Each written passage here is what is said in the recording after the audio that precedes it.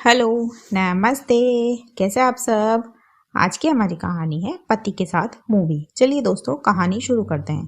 राज और सुनैना दोनों घर लौटे तो घर में सन्नाटा पस रहा था। घर वाले उनका ही इंतजार कर रहे थे, जैसे ये लोग कोई जुर्म करके लौटे हो।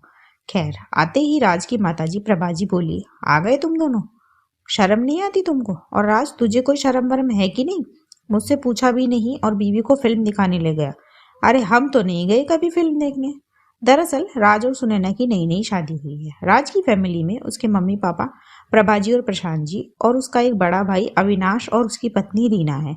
आज राज और सुनैना दोनों फिल्म देखने गए थे। यहाँ उसी के बारे में बात हो रही है।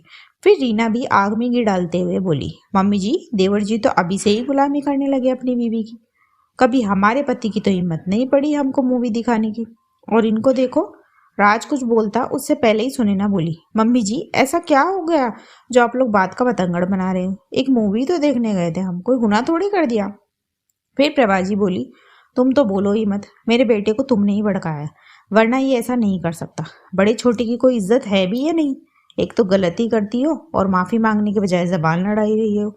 बड़ी बहू ने तो कभी ऐसे बात नहीं की हमसे। बात को बिगड़ते देख राज बोला, अच्छा माँ सॉरी, हमसे गलती हो गई, हमें माफ कर दो। फिर सुनैना बोली, बस। अरे किस बात की माफी मांग रहे हो आप?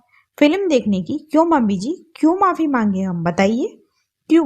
फिल्म देखना कोई गुनाह है? सुनैना को हार ना मानते देख प्रभाजी नरमी से बोली, नहीं बिना पूछे जाना गलती है। फिर सुनैना बोली, अच्छा मम्मी जी बिना पूछे। पहली बात, मैं अपने पति के साथ गई थी और ये हम दोनों का पर्सनल मैटर है। और दूसरी बात, आपने फिल्म नहीं देखी, बड़ी भाभी ने फिल्म नहीं देखी तो मैं भी ना देखूं। क्यों भाई? आप लोग अपने पतियों से बोलिए वो भी आपको फिल्म दिखाए, इसमें मेरी कोई गलती नहीं है। अब रही बात माफी की, तो मैंने कोई गलती नहीं करी है जो मैं माफी मांगू। और क्या कहा आपने? मैंने आपके बेटे को भड़काया है? क्यों, ये दूध पीता बच्चा है मम्मी जी?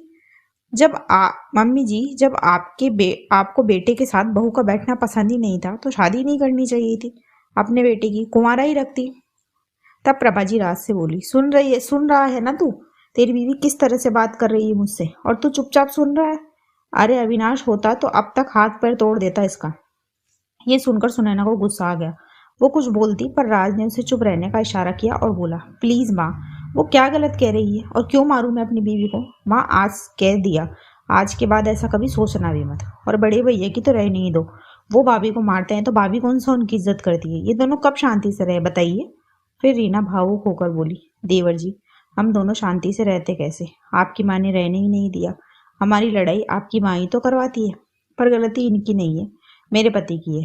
जैसे आप आज अपनी बीवी की तरफ से बोल रहे हो ना, आपके भैया कभी नहीं बोले। अगर पति पत्नी के साथ खड़ा हो ना तो फिर कोई उनमें लड़ाई नहीं करवा सकता। और इनके साथ रहकर शायद मैं भी इनकी जैसी ही हो गई हूँ, तभी तो आज आप लोगों को साथ देखकर खुश होने की बजाय दुखी हो गई और इनके साथ मिलकर आपसे सवाल जवाब करने लगी। जबकि मुझे तो खुश होना चाहिए कि चलो कोई तो खुश है, कोई तो अपनी पत्नी की खुशियों का ख्याल रख रहा है। क्या पता आपको देखकर आपके भैया भी सुधर जाते। हो सके तो मुझे माफ कर दो आप दोनों। बोलकर रीना चली गई। फिर राज और सुनैना भी अपने रूम में चले गए और प्रभाजी सोचती रह गई। उन्हें लगा था कि वो अपने छोटे बेटे बहू में भी ऐसे ही लड़ाई करवा देगी, पर राज तो उनको आईना दिखा गया और उनको समझ में आ गया कि सुनैना सुनने वालों में से नहीं है। दोस्तों, ससुराल में अगर पति साथ दे तो फिर कोई आपको कुछ नहीं कह सकता। इसी मैसेज के साथ कहानी खत्म होती है। कहानी आपको कैसी लगी मुझे कमेंट बॉक्स में ज़रूर बताएं। ऐसी ही और कहानियाँ सुनने के लिए मेरे चैनल KNY के हिंदी कहानियाँ को सब्सक्राइब जरूर करें। थैंक यू सो मच दोस्तों, थैंक्स फॉर वॉचिंग। आप सभी को दिवाली की हार्दिक शुभकामनाएं।